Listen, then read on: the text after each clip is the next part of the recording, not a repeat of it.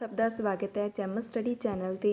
ਅੱਜ ਆਪਾਂ ਕਰਨ ਜਾ ਰਹੇ ਹਾਂ ਪਹਿਲਾ ਵਿਸ਼ਵ ਯੁੱਧ, ਜਿਸ ਦਾ ਪਾਰਟ 1 ਤੇ 2 ਦਾ ਲਿੰਕ ਤੁਹਾਨੂੰ ਇਸ ਵੀਡੀਓ ਦੇ ਡਿਸਕ੍ਰਿਪਸ਼ਨ ਬਾਕਸ ਵਿੱਚੋਂ ਮਿਲ ਜਾਵੇਗਾ।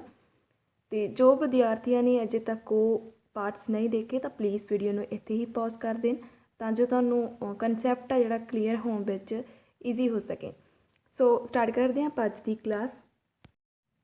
ਹਾਂਜੀ, ਅੱਜ ਆਪਾਂ ਕਰਾਂਗੇ ਕਿ ਯੁੱਧ ਦੇ ਵਿੱਚ ਕੀ ਵਰਤਿਆ ਗਿਆ ਅਤੇ ਕੀ ਉਹਨਾਂ ਦੀ ਯੋਜਨਾ ਸੀ। ਅਤੇ ਇਸ ਤੋਂ ਇਲਾਵਾ ਆਪਾਂ ਇਸ ਵੀਡੀਓ ਦੇ ਵਿੱਚ ਜਿਹੜੇ ਪਹਿਲੇ ਵਿਸ਼ਵ ਯੁੱਧ ਦੇ ਪ੍ਰਭਾਵ ਪਏ ਉਹਨਾਂ ਦੀ ਗੱਲ ਕਰਾਂਗੇ।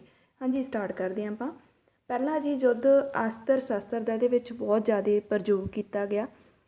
ਆਪਾਂ ਪਹਿਲਾਂ ਵੀ ਕਰ ਚੁੱਕੇ ਹਾਂ ਕਿ ਜਿਹੜਾ ਹਰ ਇੱਕ ਕੰਟਰੀ ਸੀ 85% ਜਿਹੜਾ ਆਮਦਨ ਦਾ ਹਿੱਸਾ ਸੀ ਰਾਸ਼ਟਰੀ ਆਮਦਨ ਦਾ, ਉਹ ਸੈਨਾ ਦੇ ਉੱਪਰ ਖਰਚ ਕਰਦੀ ਸੀ। ਇਸ ਤੋਂ ਬਿਨਾਂ ਜਿਹੜੀ ਇਹ ਵਾਰ ਸੀਗੀ, ਇਹ ਇੱਕ ਕੈਮੀਕਲ ਵਾਰ ਵੀ ਸੀਗੀ। ਇੱਕ ਤਾਂ ਹੁੰਦਾ ਕਿ ਆਪਾਂ ਜਿਹੜੇ ਕਿ ਬੰਬ ਵਗੈਰਾ ਨਾ, ਉਹਨਾਂ ਦੇ ਜਿਹੜੇ ਵਿਸਫੋਟਕ ਆ ਜਾਂ ਕੋਈ ਵੀ ਹਥਿਆਰ ਆ ਉਹਨਾਂ ਦੀ ਵਰਤੋਂ ਕਰਨੀ, ਬਟ ਇਹ ਇੱਕ ਅਜਿਹੀ ਵਾਰ ਸੀ ਜਿਹਦੇ ਵਿੱਚ ਕੈਮੀਕਲ ਯੂਜ਼ ਕੀਤੇ ਗਏ, ਜਿਵੇਂ ਕਿ ਕਲੋਰੀਨ ਸੀਗਾ ਜਿਹੜਾ, ਇਸ ਦੇ ਵਿੱਚ ਕਲੋਰੀਨ ਸੀ ਜਿਹੜਾ 1.25 ਲੱਖ ਕਲੋਰੀਨ ਵਰਤਿਆ ਗਿਆ ਸੀ, ਜਿਸ ਦੇ ਨਾਲ ਜਿਹੜੇ ਬਹੁਤ ਜ਼ਿਆਦਾ ਜਿਹੜਾ ਜਾਨੀ ਮਾਲੀ ਨੁਕਸਾਨ ਹੋਇਆ ਸੀ, ਬਹੁਤ ਜ਼ਿਆਦਾ ਲੋਕ ਜਿਹੜੇ ਮਾਰੇ ਗਏ ਸੀ।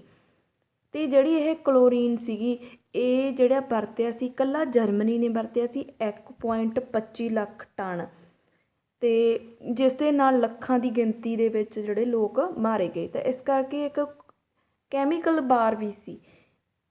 ਇਸ ਤੋਂ ਇਲਾਵਾ ਇੱਕ ਮਸਟਰਡ ਗੈਸ ਆ ਜਿਹੜੀ ਇਹਨਾਂ ਨੇ ਵਰਤੀ ਸੀ, ਜਿਹਦੇ ਨਾਲ ਕੀ ਹੁੰਦਾ ਸੀ, ਜਿਹੜੀ ਆਪਣੀ ਸਕਿਨ ਪ੍ਰੋਬਲਮਸ ਆ ਨਾ ਉਹ ਜ਼ਿਆਦਾ ਹੋਣ ਲੱਗ ਗਈਆਂ ਸੀ ਲੋਕਾਂ ਨੂੰ।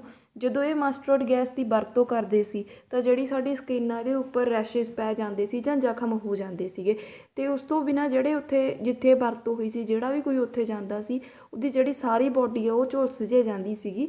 ਉਹ ਮਤਲਬ ਕਿ ਜਿਵੇਂ ਆਪਣੀ ਪੱਕ ਜਾਂਦੀ ਹੈ ਕੋਈ ਚੀਜ਼, ਇਸ ਤਰ੍ਹਾਂ ਸਾਰੀ ਬੋਡੀ 'ਤੇ ਹੋ ਜਾਂਦਾ ਸੀ। ਤਾਂ ਇਸ ਵਰਤੋਂ ਜਿਹੜੀ ਗੈਸ ਸੀ, ਇਸ ਨੇ ਬਹੁਤ ਜਿਹੜੇ ਲੋਕ ਉਹਨਾਂ ਦੀ ਸਕਿਨ ਨੂੰ ਖਰਾਬ ਕੀਤਾ, ਅਫੈਕਟ ਕੀਤਾ। ਇਸ ਤੋਂ ਇਲਾਵਾ ਕੁਛ ਜਿਹੜੇ ਇਸ ਨੂੰ ਬੈਕਟੀਰੀਆ ਯੁੱਧ ਵੀ ਕਿਹਾ ਜਾਂਦਾ, ਇਸ ਦੇ ਵਿੱਚ ਬੈਕਟੀਰੀਆ ਦੀ ਵਰਤੋਂ ਕਰੀ ਗਈ। ਜਿਹੜੇ ਬੈਕਟੀਰੀਆ ਮਨੁੱਖ ਦੇ ਲਈ ਠੀਕ ਨਹੀਂ ਹੈਗੇ, ਤਾਂ ਉਹਨਾਂ ਦੀ ਵਰਤੋਂ ਆ ਜਿਹੜੀ ਉਹ ਥਾਂ ਲਿਜਾ ਕੇ ਇਹਨਾਂ ਨੇ ਜਿਹੜੇ ਬੈਕਟੀਰੀਆ ਗਏ ਉਹ ਛੱਡ ਦਿੱਤੇ ਵੱਖ ਵੱਖ ਦੇਸ਼ਾਂ ਦੇ ਵਿੱਚ, ਜਿਹਦੇ ਨਾਲ ਵੀ ਬਹੁਤ ਜਿਹੜੇ ਲੋਕ ਆ ਮਾਰੇ ਗਏ ਸੀਗੇ।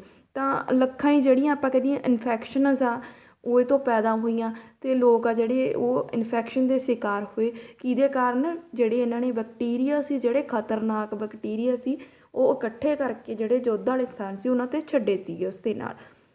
ਇਸ ਤੋਂ ਇਲਾਵਾ ਅਮੋਨੀਆ ਗੈਸ ਦੀ ਜਿਹੜੀ ਵਰਤੋਂ ਕੀਤੀ ਗਈ, ਜਿਵੇਂ ਆਪਾਂ ਜਾਣਦੇ ਹਾਂ ਕਿ ਜਿਹੜੀ ਆਪਣੇ ਵਾਤਾਵਰਨ ਹੈ ਨਾ, ਇਸ ਦੇ ਵਿੱਚ ਨਾਈਟ੍ਰੋਜਨ ਬਹੁਤ ਗਿਣਤੀ ਦੇ ਵਿੱਚ ਪਾਈ ਜਾਂਦੀ ਆ। ਤਾਂ ਜਿਹੜੀ ਬਹੁਤ ਜ਼ਿਆਦਾ ਮਾਤਰਾ ਦੇ ਵਿੱਚ ਜਦੋਂ ਜਿਹੜੀ ਨਾਈਟ੍ਰੋਜਨ ਪਾਈ ਜਾਂਦੀ ਹੈ ਤਾਂ ਅਮੋਨੀਆ ਗੈਸ ਕਿੱਥੋਂ ਆਈ? ਤਾਂ ਇੱਕ ਵਿਅਕਤੀ ਸੀ ਹੇਬਰ, ਜਿਹੜਾ ਸਾਇੰਟਿਸਟ ਸੀ ਹੇਬਰ ਜਰਮਨੀ ਦਾ, ਉਸਨੇ ਕੀ ਕੀਤਾ ਸੀ, ਜਿਹੜੀ ਇਹ ਗੈਸ ਸੀ ਅਮੋਨੀਆ ਗੈਸ ਸੀ, ਉਸ ਨੂੰ ਬਣਾਇਆ ਸੀ ਕਿ ਮੈਂ ਨਾਈਟ੍ਰੋਜਨ ਨੂੰ ਯੂਜ਼ ਕਰਕੇ ਇਸਨੇ ਅਮੋਨੀਆ ਗੈਸ ਨੂੰ ਜਿਹੜਾ ਪ੍ਰੋਡਿਊਸ ਕੀਤਾ ਸੀ। ਕਿਸ ਵਿਅਕਤੀ ਨੇ? ਹੇਬਰ ਨੇ। ਅਤੇ ਇਸ ਅਮੋਨੀਆ ਗੈਸ ਦੇ ਨਾਲ ਵੀ ਬਹੁਤ ਜਿਹੜੇ ਲੋਕ ਮਾਰੇ ਗਏ ਸੀ। ਇਸ ਕਰਕੇ ਜਿਹੜਾ ਯੁੱਧ ਦੇ ਉੱਪਰ ਆਪਾਂ ਕਹਿ ਲਈਏ 85% ਜਿਹੜਾ ਹਿੱਸਾ ਖਰਚਦੇ ਸੀਗੇ ਇਹ ਵੱਖ ਵੱਖ ਦੇਸ਼, ਅਤੇ ਜਰਮਨੀ ਨੇ ਅਤੇ ਬਾਕੀ ਦੇਸ਼ਾਂ ਨੇ ਬਹੁਤ ਸਾਰੇ ਢੰਗ ਅਪਣਾਏ ਸੀਗੇ ਇਸ ਯੁੱਧ ਨੂੰ ਲੜਨ ਦੇ ਲਈ। ਅਤੇ ਇਸ ਦੇ ਨਾਲ ਬਹੁਤ ਜ਼ਿਆਦਾ ਗਿਣਤੀ ਵਿੱਚ ਲੋਕ ਤਾਂ ਮਰੇ ਸੀ ਕਿਉਂਕਿ ਇਹਦੇ ਵਿੱਚ ਕੈਮੀਕਲ ਗੈਸਿਸ ਬੈਕਟੀਰੀਆ ਜਿਹੜੇ ਯੂਜ਼ ਕੀਤੇ ਗਏ ਸੀ, ਅਤੇ ਜਿਹੜੇ ਆਪਾਂ ਕਰ ਚੁੱਕੇ ਹਾਂ। ਨੈਕਸਟ ਸੀ ਇਸ ਯੁੱਧ ਦੇ ਯੁੱਧ ਦਾ ਉੱਤਰਾਦਾਇਕ। ਹੁਣ ਇੱਕ ਰਿਸਪੋਂਸੀਬਲ ਹੁੰਦਾ ਗਾ ਕੋਈ ਯੁੱਧ ਦੇ ਲਈ, ਇੱਕ 2 ਦੇਸ਼ ਜਾਂ 3 ਦੇਸ਼ ਹੈ ਨਾ ਜਿਹੜੇ ਕਿ ਯੁੱਧ ਦੇ ਲਈ ਸੀ ਰਿਸਪੋਂਸੀਬਲ ਸੀ।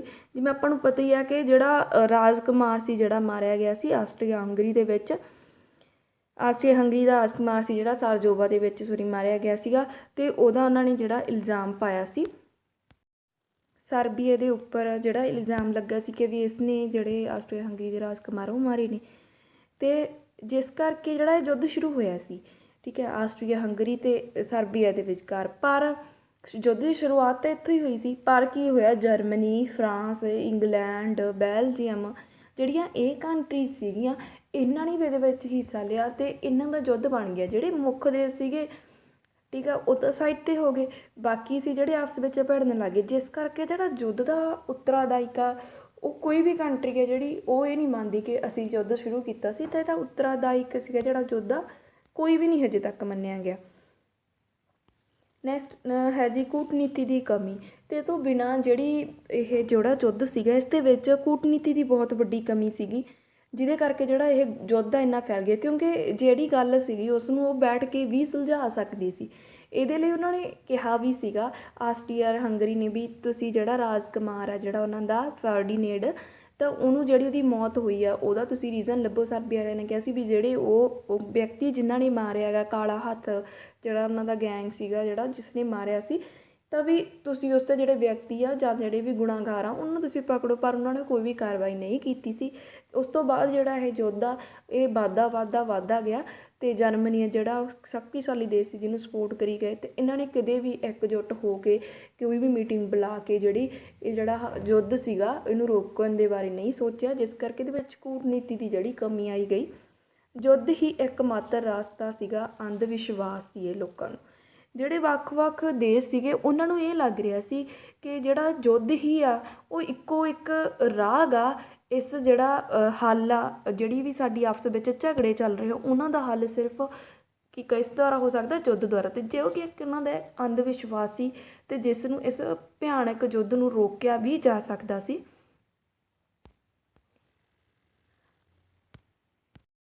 ਜਿਵੇਂ ਕਿ ਆਪਾਂ ਕਰਦੇ ਹਾਂ ਕਿ ਇੱਕ ਅਮਰੀਕਾ ਸੀ ਅਤੇ ਇੱਕ ਸੋਵੀਅਤ ਸੰਘ। ਉਹ ਸੋਵੀਅਤ ਸੰਘ ਅਤੇ ਅਮਰੀਕਾ ਇਸ ਯੁੱਧ ਦੇ ਵਿੱਚ ਕਿਵੇਂ ਅਮਰੀਕਾ ਦੀ ਗੱਲ ਬਾਅਦ 'ਚ ਕਰਦੇ ਹਾਂ, ਪਹਿਲਾਂ ਆਪਾਂ ਸੋਵੀਅਤ ਸੰਘ ਬਾਰੇ ਗੱਲ ਕਰਦੇ ਹਾਂ। ਹੁਣ ਜਿਹੜਾ ਸੋਵੀਅਤ ਸੰਘ ਸੀਗਾ ਇਸ ਯੁੱਧ ਦੇ ਕਾਰਨ ਬਣਿਆ ਸੀ, ਪਹਿਲੇ ਮਹਾਂਯੁੱਧ ਦੇ ਕਾਰਨ। ਕਿਵੇਂ ਬਣਿਆ? ਜਿਹੜੇ ਸੋਵੀਅਤ ਸੰਘ ਸੀ ਇਹਦਾ ਅਲੱਗ ਹੋ ਗਿਆ। ਇਹ ਕੌਣ ਸੀਗਾ, ਕਿਹੜਾ ਦੇਸ਼ ਸੀ? ਰੂਸ ਸੀਗਾ। ਜਿਹੜਾ ਰੂਸ ਸੀ ਉਸ ਦੀ ਤਾਕਤ ਤੁਹਾਨੂੰ ਪਤਾ ਹੀ ਹੈ ਕਿ ਬਹੁਤ ਜ਼ਿਆਦਾ ਸੀ। ਤਾਂ ਜਿਹੜੇ ਰੂਸ ਸੀਗਾ ਜਦੋਂ ਇਹ ਯੁੱਧ ਚੱਲਦਾ ਰਿਹਾ 4 ਸਾਲ ਤੱਕ ਚੱਲਦਾ ਰਿਹਾ ਹੈ ਨਾ, ਤਾਂ ਜਿਹੜੇ ਇੱਥੋਂ ਦੇ ਲੋਕ ਸੀਗੇ ਤਾਂ ਉਹ ਅੱਕ ਚੁੱਕੇ ਸੀ, ਕਿਉਂਕਿ 85% ਹਿੱਸਾ ਸੀ ਜਦੋਂ ਜਾਣ ਲੱਗ ਗਿਆ ਯੁੱਧਾਂ ਦੇ ਉੱਪਰ। ਤਾਂ ਲੋਕਾਂ ਦੀ ਜਿਹੜੀ ਆਰਥਿਕ ਸਥਿਤੀ ਉਹ ਬਹੁਤ ਜ਼ਿਆਦਾ ਖਰਾਬ ਹੋਣ ਲੱਗ ਗਈ, ਲੋਕਾਂ ਦੀਆਂ ਜਿਹੜੀਆਂ ਲੋੜਾਂ ਸੀ ਉਹ ਪੂਰੀਆਂ ਨਾ ਹੋਈਆਂ। ਤਾਂ ਜਿਹੜੇ ਸੋਵੀਅਤ ਸੰਘ ਦੇ ਲੋਕ ਸੀ ਉਹਨਾਂ ਨੇ ਆਪਦੇ ਦੇਸ਼ ਵਿੱਚ ਹੀ, ਜਿਹੜੀ ਆਪਾਂ ਕਹਿ ਦਈਏ ਰੂਸ ਦੇ ਲੋਕ ਸੀ ਉਹਨਾਂ ਨੇ ਕੀ ਕਰਤਾ, ਆਪਦੇ ਦੇਸ਼ ਦੇ ਵਿੱਚ ਹੀ ਵਿਦਰੋਹ ਸ਼ੁਰੂ ਕਰਤਾ ਆਪਣੇ ਸ਼ਾਸਕਾਂ ਦੇ ਵਿਰੋਧ 'ਚ। ਅਤੇ ਬੋਲਸ਼ੇਵਿਕ ਦੀ ਇੱਕ ਕ੍ਰਾਂਤੀ ਹੋਈ ਰੂਸ ਦੇ ਵਿੱਚ 1917 ਦੇ ਵਿੱਚ। ਸਾਮਰਾਜਵਾਦੀ ਸਰਕਾਰ ਸੀ ਉਹਦਾ ਉਹਨਾਂ ਨੂੰ ਗਠਨ ਕਰਨਾ ਪਿਆ, ਅਤੇ ਜਿਹੜਾ ਇਹਦਾ ਸ਼ਾਸਕ ਬਣਿਆ ਰੂਸ ਦਾ ਉਸ ਸਮੇਂ ਉਹ ਸੀ ਲੈਨਿਨ। ਅਤੇ ਇਸ ਤਰ੍ਹਾਂ ਜਿਹੜਾ ਰੂਸ ਆ ਸੋਵੀਅਤ ਸੰਘ ਦੇ ਰੂਪ ਵਿੱਚ ਵੱਖ ਹੋ ਗਿਆ ਇੱਕ ਜਿਹੜੇ ਬਾਕੀ ਯੁੱਧ ਚੱਲ ਰਹੇ ਸੀ ਉਹਨਾਂ ਦੇਸ਼ਾਂ ਦੇ ਨਾਲੋਂ। ਇਸ ਤੋਂ ਇਲਾਵਾ ਜਿਹੜੇ ਬਾਕੀ ਦੇਸ਼ ਸੀਗੇ ਉਹਨਾਂ ਨੇ ਆਤਮ ਸਮਰਪਣ ਕਰ ਦਿੱਤਾ 1918 ਦੇ ਵਿੱਚ। 1918 ਅਕਤੂਬਰ ਨੂੰ ਤੁਰਕੀ ਨੇ ਆਤਮ ਸਮਰਪਣ ਕੀਤਾ ਵੀ ਅਸੀਂ ਯੁੱਧ ਵਿੱਚ ਸ਼ਾਮਲ ਨਹੀਂ ਹੋਵਾਂਗੇ, ਜਦ ਦਾ ਅਲੱਗ ਯੁੱਧ ਨਹੀਂ ਕਰਾਂਗੇ। 1918 ਦੇ ਵਿੱਚ ਨਵੰਬਰ 1918 ਦੇ ਵਿੱਚ ਆਸਟਰੀਆ ਹੰਗਰੀ ਨੇ, ਅਤੇ 1918 ਦੇ ਵਿੱਚ 11 ਨਵੰਬਰ ਨੂੰ ਜਰਮਨੀ ਨੇ ਕੀਤਾ ਜੀ। ਹੁਣ ਜਰਮਨੀ ਆਪਾਂ ਨੂੰ ਪਤਾ ਹੀ ਇੱਕ ਬਹੁਤ ਹੀ ਸ਼ਕਤੀਸ਼ਾਲੀ ਦੇਸ਼ ਸੀ, ਅਤੇ ਉਹ ਇਸ ਤਰ੍ਹਾਂ ਐਵੇਂ ਨਹੀਂ ਕਿ ਉਹ ਇੱਕੋ ਦਿਨ ਦੇ ਵਿੱਚ ਜਾ ਕੇ ਸਮਰਪਣ ਕਰ ਦੂਗਾ, ਅਤੇ ਜਦੋਂ ਉਹਨੂੰ ਨੁਕਸਾਨ ਹੋਇਆ ਹੋਣਾ ਉਸਨੇ ਤਾਂ ਉਦੋਂ ਹੀ ਕੀਤਾ ਹੋਣਾ। ਜਰਮਨ ਦੇ ਜਿਹੜੇ ਲੋਕ ਸੀਗੇ ਉਹਨਾਂ ਨੇ ਵੀ ਵਿਦਰੋਹ ਕਰਤਾ ਸੀ ਆਪਦੀ ਕੰਟਰੀ ਦੇ ਵਿੱਚ। ਹੁਣ ਜਦੋਂ ਉਹਦਾ ਵਿਦਰੋਹ ਹੋਣ ਤਾਂ ਜਰਮਨ ਦਾ ਇੱਕ ਸਮਰਾਟ ਸੀ ਕੇਜ਼ਰ ਵਿਲੀਅਮ ਦੂਜਾ, ਅਤੇ ਕਰੋਪ ਹੋ ਗਿਆ। ਕੇਜ਼ਰ ਵਿਲੀਅਮ ਦੂਜਾ ਸੀ ਜਿਹੜਾ ਉਹ ਜਦੋਂ ਵਿਦਰੋਹ ਹੋ ਜਾਂਦਾ ਤਾਂ ਇੰਨਾ ਸ਼ਕਤੀਹੀਨ ਹੋ ਚੁੱਕਿਆ ਸੀ, ਕਿਉਂਕਿ ਇਹਦੀ ਜਿਹੜਾ ਸਾਰਾ ਆਪਾਂ ਕਹਿ ਦਈਏ ਆਮਦਨ ਸੀਗੀ ਦੇਸ਼ ਦੀ ਉਹ ਯੁੱਧਾਂ ਦੇ ਵਿੱਚ ਚਲੀ ਗਈ ਸੀ, ਕਿਉਂਕਿ ਜਰਮਨੀ ਸਾਰੇ ਜਿਹੜੇ ਕੰਟਰੀਆਂ ਸੀ 4-5 ਕੰਟਰੀਜ਼ ਸੀ ਉਹਨਾਂ ਨੇ ਇਸਨੇ ਯੁੱਧ ਦੀ ਘੋਸ਼ਣਾ ਕਰੀ ਸੀ ਉਹਨਾਂ ਦੇ ਵਿਰੁੱਧ 'ਚ। ਤਾਂ ਓਬੀਅਸ ਇਸਨੇ ਬਹੁਤ ਜ਼ਿਆਦਾ ਧਾਨਾ ਜਿਹੜਾ ਉਹ ਯੁੱਧ ਉੱਤੇ ਲਗਾ ਦਿੱਤਾ, ਜਿਸ ਕਰਕੇ ਜਿਹੜੇ ਲੋਕ ਸੀ ਵਿਦਰੋਹ ਕਰਨਾ ਸ਼ੁਰੂ ਕਰ ਦਿੱਤਾ ਕੰਟਰੀ ਦੇ ਵਿੱਚ। ਤਾਂ ਜਿਹੜਾ ਕੇਜ਼ਰ ਵਿਲੀਅਮ ਦੂਜਾ ਸੀ ਉਹ ਇਹਨਾਂ ਹੈ ਹੀ ਨਹੀਂ ਸੀਗਾ, ਜੋ ਕਿ ਕੈਪੇਬਲ ਹੀ ਨਹੀਂ ਸੀਗਾ ਕਿ ਲੋਕਾਂ ਦੇ ਵਿਦਰੋਹ ਨੂੰ ਜਿਹੜਾ ਦਬਾ ਸਕੇ। ਤਾਂ ਲੋਕਾਂ ਨੇ ਇਹਨੂੰ ਮਤਲਬ ਦੇਸ਼ ਦੇ ਵਿੱਚੋਂ ਕੱਢ ਦਿੱਤਾ ਅਤੇ ਉਹ ਹਾਲੈਂਡ ਚਲਿਆ ਗਿਆ। ਉਸ ਤੋਂ ਬਾਅਦ ਉੱਥੇ ਵਾਈਮਰ ਸੰਵਿਧਾਨ ਬਣਿਆ, ਜਿਹਦੇ ਨਵੀਂ ਸਰਕਾਰ ਦੀ ਜਿਹੜੀ ਸਥਾਪਨਾ ਕੀਤੀ ਜਰਮਨੀ ਦੇ ਵਿੱਚ, ਜਿਸ ਦੇ ਕਰਕੇ 11 ਨਵੰਬਰ 1918 ਨੇ ਵਿੱਚ ਜਰਮਨੀ ਨੇ ਕੀ ਕਰ ਦਿੱਤਾ, ਆਤਮ ਸਮਰਪਣ ਕਰ ਦਿੱਤਾ। ਜਿਹੜੇ ਭਾਰਤੀ ਲੋਕ ਆਪਾਂ ਹੁਣ ਇਹ ਦੇਖਦੇ ਹਾਂ ਕਿ ਜਿਹੜੇ ਭਾਰਤ ਦੇ ਲੋਕ ਆ ਉਹ ਇਹਦੇ ਵਿੱਚ ਹਿੱਸਾ ਨਹੀਂ ਲੈ ਰਹੇ ਸੀ, ਇਸ ਦੇ ਵਿੱਚ ਹਿੱਸਾ ਲੈ ਰਹੇ ਸੀਗੇ ਭਾਰਤੀ ਜਿਹੜੇ ਲੋਕ ਆ ਉਹਨਾਂ ਦੀ ਜਿਹੜੀ ਗਿਣਤੀ ਦੱਸੀ ਗਈ ਇਸ ਯੁੱਧ ਵਿੱਚ ਮਰਨ ਵਾਲਿਆਂ ਦੀ ਉਹ 6 ਲੱਖ ਵੀ ਹੈ ਕਈ ਬੁੱਕਸ ਦੇ ਵਿੱਚ, ਅਤੇ ਕਈ ਬੁੱਕਸ ਦੇ ਵਿੱਚ 13 ਲੱਖ ਵੀ ਦੱਸੀ ਗਈ ਹੈ। ਸੋ ਇਹ ਅਕੋਰਡਿੰਗ ਟੂ ਆਪਸ਼ਨ ਤੁਸੀਂ ਲਗਾ ਲੈਣਾ। ਅਤੇ ਇਹਨਾਂ ਦੀ ਯਾਦ ਦੇ ਵਿੱਚ ਜਿਹੜੇ ਪਹਿਲੇ ਮਹਾਯੁੱਧ ਦੇ ਵਿੱਚ ਲੋਕ ਸ਼ਹੀਦ ਹੋ ਗਏ ਸੀ ਜਾਂ ਮਾਰੇ ਗਏ ਸੀ ਆਪਾਂ ਕਹਿ ਲਈਏ ਨਾ, ਉਹਨਾਂ ਦੀ ਯਾਦ ਦੇ ਵਿੱਚ ਦਿੱਲੀ ਦੇ ਵਿੱਚ ਇੰਡੀਆ ਗੇਟ ਬਣਾਇਆ ਗਿਆ ਸੀ, ਅਤੇ ਉਸ 'ਤੇ ਇੰਡੀਆ ਗੇਟ 'ਤੇ ਇਹਨਾਂ ਦੇ ਨਾਮ ਵਗੈਰਾ ਵੀ ਲਿਖੇ ਹੋਏ ਨੇ। ਸੋ ਜਿਹੜਾ ਦਿੱਲੀ ਵਿੱਚ ਇੰਡੀਆ ਗੇਟ ਬਣਿਆ ਉਹ ਇਹਨਾਂ ਦੀ ਯਾਦ ਦੇ ਵਿੱਚ ਬਣਿਆ ਹੋਇਆ ਹੈ, ਕਿਉਂਕਿ ਜਿਹੜੇ ਆਪਾਂ ਪਹਿਲਾਂ ਪੜ੍ਹ ਚੁੱਕੇ ਆ ਕਿ ਇੰਗਲੈਂਡ ਦੇ ਵਿੱਚ ਭਾਰਤ ਦੇ ਵਿੱਚ ਅੰਗਰੇਜ਼ਾਂ ਦਾ ਰਾਜ ਸੀਗਾ, ਤਾਂ ਉਹ ਕੀ ਕਰਦੇ ਸੀ ਇੱਧਰੋਂ ਸਪਲਾਈ ਕਰ ਦਿੰਦੇ ਸੀ ਸੈਨਿਕ, ਤਾਂ ਭਾਰਤ ਦੇ ਵਿੱਚੋਂ ਵੀ ਜਿਹੜੇ ਸਪੋਰਟ ਕਰਦੇ ਸੀਗੇ ਤਾਂ ਉਹ ਭੇਜ ਦਿੰਦੇ ਸੀ, ਕਿਉਂਕਿ ਗਾਂਧੀਵਾਦ ਆਪਾਂ ਕਹਿ ਲਈਏ ਇਸ ਦੇ ਪੱਖ ਵਿੱਚ ਸੀਗਾ। ਸੋ ਪਹਿਲੀ ਵੀਡੀਓ ਦੇ ਵਿੱਚ ਇਸ ਦੇ ਬਾਰੇ ਐਕਸਪਲੇਨ ਆਲਰੇਡੀ ਕਰ ਚੁੱਕਾ। ਹੁਣ ਆਪਾਂ ਕਰਾਂਗੇ ਕਿ ਪ੍ਰਥਮ ਵਿਸ਼ਵ ਯੁੱਧ ਦੇ ਕੀ ਪ੍ਰਭਾਵ ਪਏ, ਕੀ ਸਿੱਟੇ ਨਿਕਲੇ। ਪਹਿਲਾ ਸੀ ਕਾਰਨ ਪ੍ਰਭਾਵ ਪਿਆ ਆਰਥਿਕ ਪ੍ਰਭਾਵ। ਇਸ ਦੇ ਵਿੱਚ ਆਰਥਿਕ ਪ੍ਰਭਾਵ ਪੈਣ ਦਾ ਕਾਰਨ ਸੀ ਕਿਉਂਕਿ ਜਿਹੜਾ ਯੁੱਧ ਸੀਗਾ ਇਹਦੇ ਉੱਪਰ ਮੋਸਟਲੀ ਸਾਰੀਆਂ ਕੰਟਰੀਜ਼ ਨੇ ਖਰਚਾ ਕੀਤਾ, ਅਤੇ ਬਾਕੀ ਜਿਹੜੇ ਪੱਖ ਸੀਗੇ ਸਮਾਜਿਕ ਆਰਥਿਕ ਉਹਨਾਂ ਦੇ ਉੱਪਰ ਬਿਲਕੁਲ ਧਿਆਨ ਨਾ ਦਿੱਤਾ ਗਿਆ, ਜਿਸ ਕਰਕੇ ਜਿਹੜੇ ਲੋਕ ਸੀਗੇ ਉਹ ਦਿਨੋਂ ਦਿਨ ਗਰੀਬ ਹੁੰਦੇ ਗਏ, ਅਤੇ ਉਹਨਾਂ ਦੀ ਆਮਦਨ ਆ ਜਿਹੜੀ ਜਾਂ ਆਪਾਂ ਕਹਿ ਲਈਏ ਪੈਸਾ ਉਹਨਾਂ ਕੋਲੋਂ ਘੱਟਦਾ ਗਿਆ। ਜਦੋਂ ਪੈਸਾ ਉਹਨਾਂ 'ਤੇ ਖਰਚ ਕਰੀ ਗਏ ਤਾਂ ਲੋਕਾਂ ਦੀ ਭਲਾਈ ਲਈ ਕੋਈ ਕੰਮ ਹੀ ਨਾ ਹੋਇਆ। ਮੰਨਿਆ ਜਾਂਦਾ ਕਿ ਜਿਹੜੀ ਔਸਤ ਦਿਨ ਖਰਚਾ ਸੀਗਾ 40 ਕਰੋੜ ਸੀਗਾ ਯੁੱਧ ਦਾ, ਅਤੇ 1918 'ਚ ਇਹ ਜਿਹੜਾ ਸੀਗਾ ਖਰਚਾ 44 ਕਰੋੜ ਤੱਕ ਦਾ ਨੋਟ ਕੀਤਾ ਗਿਆ ਜੀ। ਯੁੱਧ ਸੀਗਾ 4 ਸਾਲ 3 ਮਹੀਨੇ 11 ਦਿਨ ਚੱਲਿਆ, ਤਾਂ ਹਿਸਾਬ ਲਗਾ ਲਓ ਇਹ 52 ਮਹੀਨੇ ਜਿਹੜਾ ਯੁੱਧ ਚੱਲਿਆ ਸੀ, ਜਿਹਦੇ ਵਿੱਚ ਜੇਕਰ ਇੱਕ ਦਿਨ ਦਾ ਖਰਚਾ 40 ਕਰੋੜ ਸੀ ਤਾਂ ਕਿੰਨੇ ਕਰੋੜਾਂ ਖਰਚਾ ਯੁੱਧ ਦੇ ਵਿੱਚ ਜਿਹੜਾ ਹੋਇਆ ਹੋਣਾ, ਜਿਸ ਦੇ ਕਾਰਨ ਵੱਖ-ਵੱਖ ਜਿਹੜੇ ਯੂਰਪੀਅਨ ਦੇਸ਼ ਸੀ ਉਹਨਾਂ ਦੇ ਵਿੱਚ ਆਰਥਿਕ ਜਿਹੜੀ ਮੰਦਹਾਲੀ ਸ਼ੁਰੂ ਹੋ ਚੁੱਕੀ ਸੀ। ਜਿਹੜੇ ਯੂਰਪੀਅਨ ਕੰਟਰੀਜ਼ ਸੀਗੀਆਂ ਇਹਨਾਂ ਦੇ ਵਿੱਚ ਬਹੁਤ ਜ਼ਿਆਦਾ ਜਿਹੜੀ ਸੀ ਉਹ 1929 'ਚ ਆਈ ਸੀ, 10 ਸਾਲ ਯੂਰਪ ਚੱਲੀ ਸੀ। ਤਾਂ ਹੁਣ ਜਦੋਂ ਇੰਨਾ ਜ਼ਿਆਦਾ ਖਰਚਾ ਯੁੱਧਾਂ 'ਤੇ ਕਰੀ ਗਏ, ਤਾਂ ਜਦੋਂ ਹੁਣ ਦੋ ਵਿਅਕਤੀ ਜਾਂ ਆਪਾਂ ਕਹਿੰਦੇ 2 ਦੇਸ਼ ਲੜਦੇ ਆ ਤਾਂ ਉਹ ਜਦੋਂ ਯੁੱਧ ਕਰਦੇ ਆ ਤਾਂ ਉਹਨਾਂ ਨੂੰ ਖਰਚੇ ਦੀ ਕੋਈ ਪਰਵਾਹ ਨਹੀਂ ਹੁੰਦੀ, ਅਤੇ ਉਹ ਯੁੱਧ ਨੂੰ ਆਪਣੇ ਨੂੰ ਰੋਕਣਾ ਨਹੀਂ ਚਾਹੁੰਦੇ ਹੁੰਦੇ। ਤਾਂ ਉਸ ਯੁੱਧ ਨੂੰ ਨਾ ਰੋਕਣ ਦੇ ਕਾਰਨ ਇਹਨਾਂ ਕੰਟਰੀਜ਼ ਨੇ ਕੀ ਕੀਤਾ, ਜਿਹੜੀਆਂ ਯੂਰਪੀਅਨ ਕੰਟਰੀਜ਼ ਸੀ ਉਹਨਾਂ ਨੇ ਉਧਾਰ ਲੈਣਾ ਸ਼ੁਰੂ ਕਰਤਾ। ਹੁਣ ਦੇਖੋ ਜਿਹੜਾ ਅਮੈਰੀਕਾ ਉਹ ਯੁੱਧ ਵਿੱਚ ਸ਼ਾਮਲ ਨਹੀਂ ਸੀ, ਉਹ ਕਿਵੇਂ ਇਸ ਯੁੱਧ ਦੇ ਵਿੱਚ ਐਂਟਰ ਹੋਇਆ, ਉਸ ਦੀ ਐਂਟਰੀ ਜਿਹੜੀ ਇੱਥੋਂ ਸਟਾਰਟ ਹੋਊਗੀ ਆਰਥਿਕ ਪ੍ਰਭਾਵ ਤੋਂ। ਜਦੋਂ ਵੱਖ-ਵੱਖ ਦੇਸ਼ ਸੀਗੇ ਜਿਹੜੇ ਯੂਰਪੀਅਨ ਕੰਟਰੀਜ਼ ਸੀ ਉਹ ਯੁੱਧ ਕਰਨਾ ਸ਼ੁਰੂ ਕਰੀ ਗਏ, ਉਹਨਾਂ ਨੇ ਕੰਟੀਨਿਊ ਰੱਖਿਆ, ਤਾਂ ਉਹਨਾਂ ਦੇ ਲਈ ਪੈਸਾ ਤਾਂ ਚਾਹੀਦਾ ਨਾ। ਪੈਸਾ ਇਨਵੈਸਟ ਕਿਹਨੇ ਕੀਤਾ, ਫੰਡਿੰਗ ਕਿਹਨੇ ਕੀਤੀ, ਅਮੈਰੀਕਾ ਨੇ। ਅਤੇ ਇਸ ਦੇ ਨਾਲ ਜਦੋਂ ਅਮੈਰੀਕਾ ਜਿਹੜਾ ਉਹ ਕੀ ਕਰਦਾ ਗਿਆ, ਵੱਖ-ਵੱਖ ਯੂਰਪੀਅਨ ਕੰਟਰੀਜ਼ ਨੂੰ ਕੀ ਦੇ ਗਿਆ, ਪੈਸਾ ਦੇਈ ਗਿਆ ਅਤੇ ਉਹ ਯੁੱਧ ਕਰਦੇ ਗਏ। ਇਹਦੇ ਨਾਲ ਕੀ ਹੋਇਆ, ਕੰਟਰੀਜ਼ ਦਾ ਕਰਜ਼ਾ ਵੱਧ ਗਿਆ। ਹੁਣ ਕਰਜ਼ਾ ਵਧਣ ਲੱਗ ਗਿਆ ਤਾਂ ਜਿਹੜਾ ਅਮੈਰੀਕਾ ਉਹ ਕੀ ਬਣ ਗਿਆ, ਮਹਾਸ਼ਕਤੀ ਦੇ ਰੂਪ ਵਿੱਚ ਉੱਭਰਿਆ ਆ, ਕਿਉਂਕਿ ਇਹਨੇ ਬਹੁਤ ਜ਼ਿਆਦਾ ਕੰਟਰੀਜ਼ ਨੂੰ ਪੈਸਾ ਦਿੱਤਾ ਹੋਇਆ ਸੀ, ਅਤੇ ਭਾਰੀ ਫਿਰ ਉਦੋਂ ਬਾਅਦ ਜਦੋਂ ਹੁਣ ਇਹ ਮਹਾਸ਼ਕਤੀ ਆਇਆ ਤਾਂ ਅਮੈਰੀਕਾ ਵੀ ਕਹੂਗਾ ਵੀ ਫੋਰਸ ਕਰੂਗਾ ਕਿ ਮੇਰਾ ਪੈਸਾ ਵਾਪਸ ਕਰੋ, ਹੈ ਨਾ, ਮੈਂ ਆਪਦੇ ਦੇਸ਼ 'ਤੇ ਲਗਾਉਣਾ। ਤਾਂ ਫਿਰ ਉਦੋਂ ਬਾਅਦ ਜਿਹੜੇ ਕੀ ਕੀਤਾ ਇਹਨਾਂ ਨੇ, ਵੱਖ-ਵੱਖ ਜਿਹੜੇ ਯੂਰਪੀਅਨ ਕੰਟਰੀਜ਼ ਉਹਨਾਂ ਨੇ ਟੈਕਸ ਇੰਪੋਜ਼ ਕਰਤਾ, ਲੋਕਾਂ ਦੀ ਬਹੁਤ ਜ਼ਿਆਦਾ ਮਾਤਰਾ ਦੇ ਵਿੱਚ ਟੈਕਸ ਲਗਾਇਆ, ਜਿਹਦੇ ਕਰਕੇ ਕੀ ਹੋਈ, ਮਹਿੰਗਾਈ ਸ਼ੁਰੂ ਹੋ ਗਈ। ਹੁਣ ਜਦੋਂ ਚੀਜ਼ਾਂ 'ਤੇ ਟੈਕਸ ਲਾਉਣ ਲੱਗ ਮਹਿੰਗਾਈ ਆ ਗਈ, ਵਸਤੂਆਂ ਦਾ ਜਦੋਂ ਮਹਿੰਗਾਈ ਆ ਗਈ ਤਾਂ ਚੀਜ਼ਾਂ ਦੀ ਡਿਮਾਂਡ ਵੀ ਵਧੂਗੀ, ਤਾਂ ਕੀ ਹੋਇਆ, ਵਸਤੂਆਂ ਦਾ ਜਿਹੜਾ ਮੁੱਲ ਆ ਉਹ ਵੀ ਵਧਣਾ ਸ਼ੁਰੂ ਕਰ ਗਿਆ, ਅਤੇ ਜਿਹਦੇ ਨਾਲ ਕੀ ਹੋਇਆ, ਹੁਣ ਲੋਕ ਸੀ ਫਿਰ ਵਿਦਰੋਹ ਕਰਨ ਲੱਗ ਗਏ ਵੀ ਇੰਨੀ ਮਹਿੰਗਾਈ ਕਰਤੀ, ਹੈ ਨਾ। ਤਾਂ ਫਿਰ ਉਹਨਾਂ ਨੇ ਕੀ ਕੀਤਾ, ਜਿਹੜੇ ਵੱਖ-ਵੱਖ ਯੂਰਪੀਅਨ ਕੰਟਰੀਜ਼ ਨੇ ਉਹ ਕਹਿੰਦੇ ਵੀ ਆਪਣੇ ਕੋਲ ਆਪਦੀਆਂ ਪੈਸੇ ਬਣਾਉਣ ਦੀਆਂ ਮਸ਼ੀਨਾਂ ਨੇ, ਆਪਾਂ ਕੀ ਕਰਦੇ ਹਾਂ, ਪੈਸੇ ਹੋਰ ਬਣਾ ਦਿਓ, ਮੁਦਰਾ ਹੋਰ ਪ੍ਰੋਡਿਊਸ ਕਰ ਦਿਓ ਨਾ। ਤਾਂ ਉਹਨਾਂ ਨੇ ਕਾਗਜ਼ੀ ਮੁਦਰਾ ਜਿਹੜੀ ਸਟਾਰਟ ਕਰਤੀ ਬਣਾਉਣੀ। ਜਦੋਂ ਕਾਗਜ਼ੀ ਮੁਦਰਾ ਬਣਾਉਣ ਲੱਗ ਗਏ, ਹੁਣ ਜੇ ਆਪਣੇ ਦੇਸ਼ ਦੇ ਵਿੱਚ ਆਪਾਂ ਮੰਨ ਲਓ ਕਿ ਕਾਗਜ਼ੀ ਮੁਦਰਾ ਜਿਹੜੀ ਆਪਾਂ ਕਹਿ ਦਈਏ ਵੀ ਮਹਿੰਗਾਈ ਨੂੰ ਰੋਕਣ ਦੇ ਲਈ ਆਪਾਂ ਹੋਰ ਪੈਸੇ ਜਿਹੜੇ ਬਣਾ ਦਈਏ, ਤਾਂ ਉਹਦੇ ਨਾਲ ਮਹਿੰਗਾਈ ਆ ਜਿਹੜੀ ਹੋਰ ਵੱਧ ਜੂ, ਮਹਿੰਗਾਈ ਘਟੂਗੀ ਨਹੀਂ।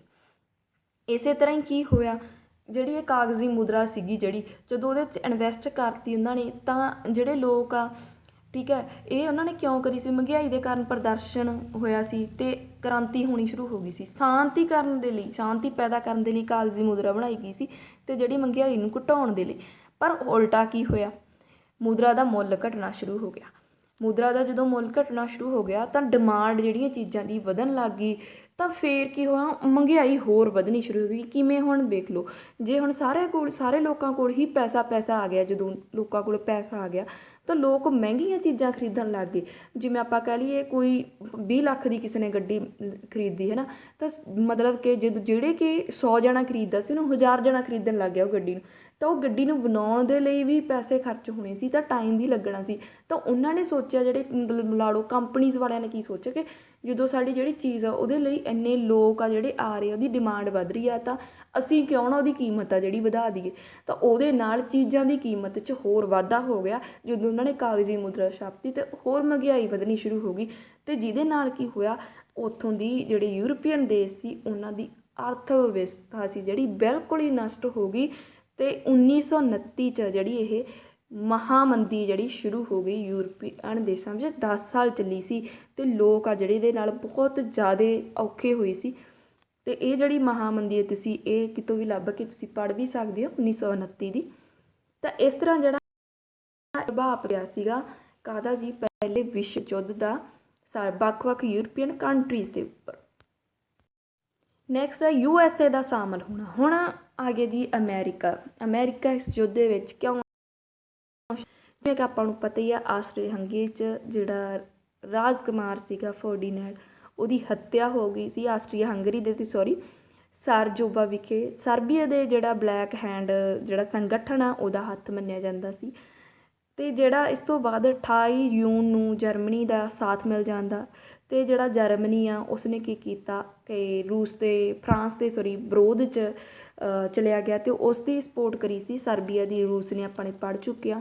ਹੌਲੀ ਹੌਲੀ ਉਹ ਕੀ ਕਰਨ ਜਾ ਰਹੇ ਸੀ, ਜਦੋਂ ਫਰਾਂਸ ਦਾ ਵਿਦਰੋਹ ਕਰ ਰਿਹਾ ਸੀ ਤਾਂ ਜਰਮਨੀ ਨੇ ਕੀ ਕੀਤਾ ਸੀਗਾ, ਉਸਨੂੰ ਦਬਾਉਣ ਦੇ ਲਈ ਬੈਲਜੀਅਮ ਦੇ ਉੱਪਰ ਵੀ, ਜਦੋਂ ਰਸਤਾ ਸੀਗਾ ਜਿਹੜਾ ਬੈਲਜੀਅਮ ਦਾ ਜਾਂਦਾ ਸੀ ਉਹਦੇ ਉੱਤੇ ਅਧਿਕਾਰ ਕਰ ਲਿਆ ਸੀ। ਤਾਂ ਬੈਲਜੀਅਮ ਅਤੇ ਇੰਗਲੈਂਡ ਦੇ ਵਿਚਕਾਰ, ਮਤਲਬ ਬੈਲਜੀਅਮ ਨੂੰ ਬਚਾਉਣ ਦੇ ਲਈ ਫਿਰ ਇੰਗਲੈਂਡ ਆਇਆ ਸੀ। ਉਹਨਾਂ 'ਚ ਸੰਧੀ ਹੋਈ ਸੀ 1859 ਦੇ ਵਿੱਚ। ਆਪਾਂ ਪਹਿਲੀ ਵੀਡੀਓ 'ਚ ਸਮਝਾ ਚੁੱਕੀ ਜਿਵੇਂ ਸਭ ਕੁਝ, ਤਾਂ ਉੱਥੋਂ ਤੁਸੀਂ ਫਿਰ ਜੇਕਰ ਨਹੀਂ ਸਮਝ ਆ ਰਿਹਾ। ਪੈਰਿਸ ਜਰਮਨੀ ਜਿਹੜਾ ਸੀਗਾ, ਜਿਹੜਾ ਫਰਾਂਸ ਦੀ ਜਿਹੜੇ ਸਿਟੀ ਸੀਗੀ ਪੈਰਿਸ, ਜਰਮਨੀ ਨੇ ਉਹਦੇ ਉੱਤੇ ਅਧਿਕਾਰ ਕਰਨਾ ਸੀ, ਆਪਾਂ ਨੂੰ ਪਤਾ। ਤਾਂ ਉਹਨੂੰ ਬੈਲਜੀਅਮ, ਇੰਗਲੈਂਡ ਵੀ ਉਹਦੇ ਵਿਰੋਧ 'ਚ ਹੋ ਗਏ ਸੀਗੇ। ਰੂਸ ਦੀ ਜਿਹੜੀ ਪੂਰਬੀ ਹੱਦ ਸੀ, ਜਦੋਂ ਇੱਥੇ ਡਵਿਸਟਾ, ਜਦੋਂ ਉਹ ਪੈਰਿਸ 'ਤੇ ਅਧਿਕਾਰ ਕਰਨ ਦੇ ਲਈ ਗਿਆ ਜਰਮਨੀ, ਹੈ ਨਾ, ਇਹਨਾਂ ਨੂੰ ਦਬਾ ਕੇ ਬੈਲਜੀਅਮ ਨੂੰ, ਅਤੇ ਬੈਲਜੀਅਮ ਨੂੰ ਸਪੋਰਟ ਕਰੀ ਸੀਗੀ ਇੰਗਲੈਂਡ ਨੇ। ਤਾਂ ਜਿਹੜਾ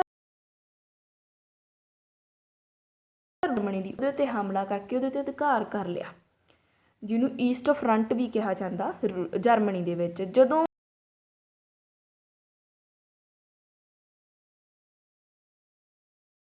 ਆਟੋਮਨ ਸਾਮਰਾਜ ਸੀ ਉਹਨੇ ਸਹਿਯੋਗ ਦਿੱਤਾ ਜਰਮਨੀ, ਸੈਨਿਕ ਮਾਰਦੇ ਸੀਗੇ ਰੂਸ ਦੇ, ਕਿਹਨਾਂ ਨੇ, ਇਹਨਾਂ ਨੇ ਜਰਮਨੀ। ਅਤੇ ਆਟੋਮਨ ਸਾਮਰਾਜ ਸੀ ਜਿਹੜਾ ਤੁਰਕੀ ਦਾ, ਉਸ ਨੇ। ਤਾਂ ਜਿਹੜਾ ਹੁਣ ਤੁਰਕੀ ਸੀਗਾ ਇਹਦਾ ਕੀ ਰੌਲਾ ਸੀ, ਤੁਰਕੀ ਦਾ ਸਵੇਜ਼ ਨਹਿਰ ਲਈ ਰੌਲਾ। ਅਤੇ ਜਿਹੜਾ ਰੂਸ, ਫਰਾਂਸ, ਇੰਗਲੈਂਡ ਸੀ, ਇਹ ਸਾਰੇ ਤਿੰਨ ਇਕੱਠੇ ਹੋ ਗਏ। ਜਦੋਂ ਇਹਨਾਂ ਨੇ ਕੀ ਕੀਤਾ ਸੀ, ਜਿਹੜਾ ਰੂਸ ਸੀਗਾ, ਜਦੋਂ ਧਿਆਨ ਨਾਲ ਸੁਣ ਲਓ, ਫਰਾਂਸ ਦੇ ਉੱਪਰ ਜਿਹੜੀ ਰਾਜਧਾਨੀ ਸੀ ਫਰਾਂਸ ਦੀ ਪੈਰਿਸ, ਉੱਥੇ ਕਬਜ਼ਾ ਕਰ ਰਿਹਾ ਸੀ ਜਰਮਨੀ। ਤਾਂ ਰੂਸ ਨੇ ਉਹਦੀ ਪੂਰਬੀ ਹੱਦ 'ਤੇ ਹਮਲਾ ਕਰਤਾ ਸੀ, ਕਬਜ਼ਾ ਕਰ ਲਿਆ ਸੀਗਾ ਜਰਮਨੀ ਦੀ 'ਤੇ। ਤਾਂ ਜਿਹੜਾ ਤੁਰਕੀ ਆਟੋਮਨ ਸਾਮਰਾਜ ਸੀ ਉਹਨੇ ਸਪੋਰਟ ਕਰਤੀ ਜਰਮਨੀ ਨੂੰ, ਅਤੇ ਜਰਮਨੀ ਨੇ ਆਪਣੇ ਕੋਲ ਸੈਨਿਕ ਭੇਜਤੇ ਅਤੇ ਉੱਥੋਂ 3 ਦਿਨਾਂ ਦੇ ਵਿੱਚ ਸੈਨਿਕ ਮਾਰ ਕੇ ਫਿਰ ਦੁਬਾਰਾ ਆਪਦਾ ਅਧਿਕਾਰ ਜਰਮਨੀ ਨੇ ਕਰ ਲਿਆ। ਤਾਂ ਜਿਹੜਾ ਹੁਣ ਤੁਰਕੀ ਸੀ, ਉਹ ਸਵੇਜ਼ ਨਹਿਰ ਸੀਗੀ ਜਿਹੜੀ, ਉਹ ਸੀਗੀ ਭਾਰਤ ਅਤੇ ਇੰਗਲੈਂਡ ਦੇ ਵਿੱਚ ਇੱਕ ਕੜੀ ਦਾ। ਤਾਂ ਜਿਹੜਾ ਸਵੇਜ਼ ਨਹਿਰ ਦੇ ਉੱਪਰ ਕਬਜ਼ਾ ਕਰਨਾ ਚਾਹੁੰਦਾ ਸੀ ਤੁਰਕੀ, ਜਰਮਨੀ ਨੇ ਸਪੋਰਟ ਕੀਤੀ ਸੀ। ਤਾਂ ਰੂਸ, ਫਰਾਂਸ, ਇੰਗਲੈਂਡ ਨੇ ਕੀ ਕੀਤਾ ਸੀ, ਉਹ ਤਾਂ ਚਲੋ ਉਹਨਾਂ ਤੋਂ ਬਚਾਇਆ ਨਾ ਗਿਆ ਨਾ ਜਰਮਨੀ ਦਾ ਹਿੱਸਾ, ਤਾਂ ਉਹਨਾਂ ਨੇ ਬਚਾ ਲਿਆ ਸੀ, ਸਵੇਜ਼ ਨਹਿਰ ਤੋਂ ਬਚਾ ਲਿਆ ਸੀਗਾ ਕਬਜ਼ਾ ਕਰਨ ਤੋਂ ਤੁਰਕੀ ਤੋਂ। ਜਿਸ ਕਰਕੇ ਜਿਹੜਾ ਤੁਰਕੀ ਸੀ ਉਹਨਾਂ ਦੇ ਵਿਰੋਧ 'ਚ ਖੜਾ ਸੀ ਅਤੇ ਜਰਮਨੀ ਨੂੰ ਸਪੋਰਟ ਕਰ ਰਿਹਾ ਸੀ।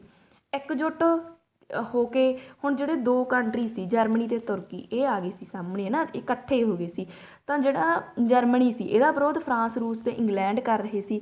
ਜਿਹੜਾ ਤੁਰਕੀ ਸੀ ਇਹਦਾ ਵਿਰੋਧ ਕੌਣ ਕਰ ਰਿਹਾ ਸੀ, ਇਹਦੇ ਓਪੋਜਿਟ ਕੌਣ ਸੀ, ਅਰਬ ਦੇਸ਼ ਸੀ, ਫਿਲਿਸਤੀਨ ਸੀ ਅਤੇ ਮੈਸੋਪੋਟਾਮੀਆ ਸੀ, ਜਿਹੜੇ ਇਸ ਦਾ ਵਿਰੋਧ ਕਰ ਰਹੇ ਸੀ ਤੁਰਕੀ ਦਾ। ਹੁਣ ਇਹਦੇ ਵਿੱਚ ਤੁਰਕੀ ਵੀ ਸ਼ਾਮਲ ਹੋ ਗਿਆ ਜੀ।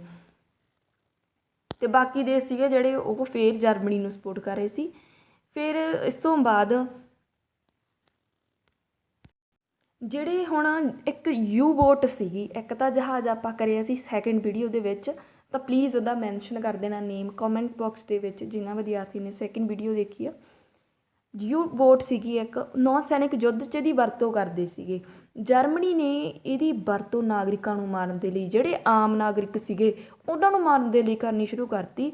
ਬੰਦਰਗਾਹਾਂ ਨੂੰ ਨਸ਼ਟ ਕਰਨ ਦੇ ਲਈ ਇਹਨੇ ਕੀ ਕੀਤਾ, ਮਤਲਬ ਕਿ ਬੰਦਰਗਾਹ ਦੇ ਵਿੱਚ ਜਿਹੜੀ ਇਹ ਪਣਡੁੱਬੀ ਸੀਗੀ ਜਾਂ ਯੂ ਬੋਟ ਸੀਗੀ ਜਿਹੜੀ ਇਹਨਾਂ ਦੀ, ਉਹਨੂੰ ਡੁਬੋ ਲੈਂਦੇ ਸੀ ਅਤੇ ਜਿਹੜੇ ਇੱਕੋ ਦਮ ਹਮਲਾ ਮਾਰ ਦਿੰਦੇ ਸੀ, ਬੰਦਰਗਾਹਾਂ ਨੂੰ ਖ਼ਤਮ ਕਰ ਦਿੰਦੇ ਸੀ।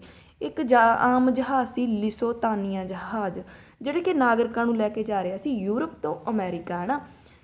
ਇਹਦੇ ਵਿੱਚ ਇਹ ਅਟਲਾਂਟਿਕ ਮਹਾਸਾਗਰ ਦੀ ਗੱਲ ਆ, ਜਿਹਦੇ ਵਿੱਚ ਜਿਹੜਾ ਇਹ ਲਿਸੋਤਾਨੀਆ ਜਹਾਜ਼ ਸੀਗਾ ਜਦੋਂ ਇਹ ਜਾ ਰਿਹਾ ਸੀ ਅਮਰੀਕਾ ਨੂੰ, ਤਾਂ ਜਿਹੜੇ ਯੂ ਬੋਟ ਦੇ ਰਾਹੀਂ ਜਿਹੜੇ ਜਰਮਨੀ ਵਾਲੇ ਸੀ ਉਹਨਾਂ ਨੇ ਹਮਲਾ ਕਰ ਦਿੱਤਾ ਅਤੇ ਇਹਦੇ ਵਿੱਚ 1200 ਤੋਂ ਵੱਧ ਅਮਰੀਕਾ ਦੇ ਲੋਕ ਮਾਰੇ ਗਏ ਸੀਗੇ, ਜਿਹਦੇ ਕਰਕੇ ਜਿਹੜਾ ਅਮਰੀਕਾ ਸੀ ਇਹਦੇ ਵਿਰੋਧ 'ਚ ਖੜਾ ਹੋ ਗਿਆ ਸੀ ਅਤੇ ਯੁੱਧ ਦੇ ਵਿੱਚ ਉਹਨੇ ਇਸ ਐਂਟਰੀ ਕਰਤੀ ਸੀ ਅਤੇ ਵੱਖ-ਵੱਖ ਦੇਸ਼ਾਂ ਨੂੰ ਸਪੋਰਟ ਕਰਨੀ ਸ਼ੁਰੂ ਕੀਤੀ ਸੀ ਅਤੇ ਫੰਡਿੰਗ ਕਰਨੀ ਸ਼ੁਰੂ ਕਰੀ ਸੀ ਅਮਰੀਕਾ ਨੇ, ਅਤੇ ਮਹਾਸ਼ਕਤੀ ਦੇ ਰੂਪ ਵਿੱਚ ਉੱਭਰ ਆਇਆ ਸੀ।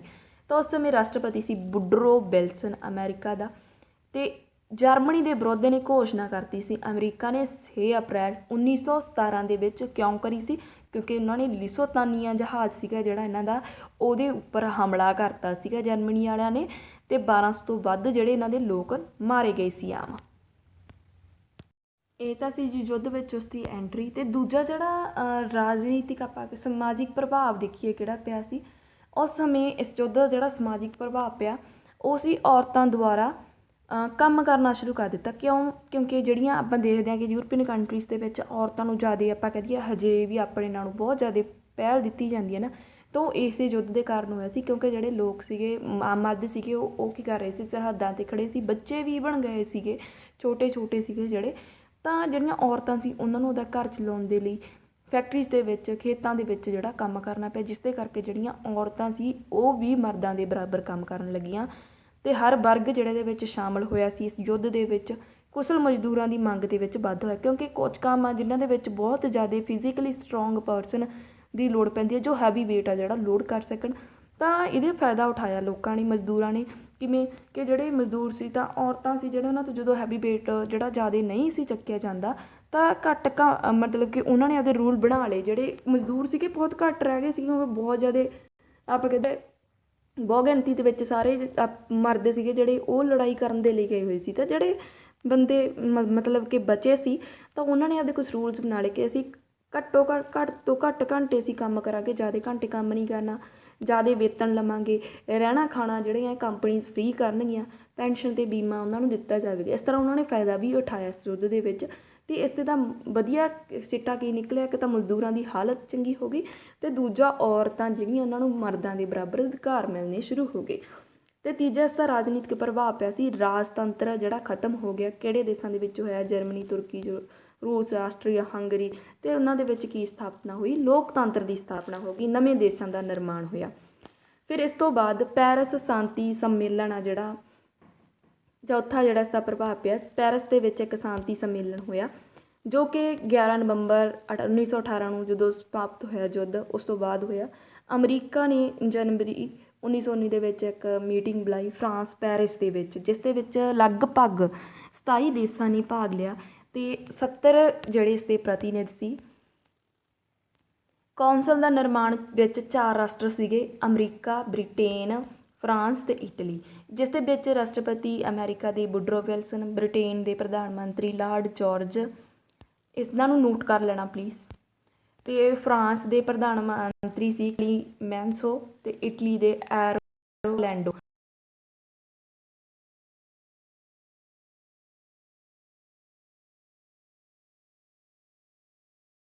ਪੈਰਿਸ ਵਿੱਚ ਸੋਵੀਅਤ ਸੰਘ ਦਾ ਅਲੱਗ ਹੋਣਾ ਆਪਾਂ ਕਰ ਚੁੱਕੇ ਹਾਂ ਆਲਰੇਡੀ, ਦਾ ਤੁਹਾਨੂੰ ਪਤਾ ਹੀ ਲੱਗ ਗਿਆ ਹੋਣਾ, ਅਤੇ ਆਤਮ ਸਮਰਪਣ ਬਾਰੇ ਵੀ ਕਰ ਚੁੱਕੇ ਹਾਂ।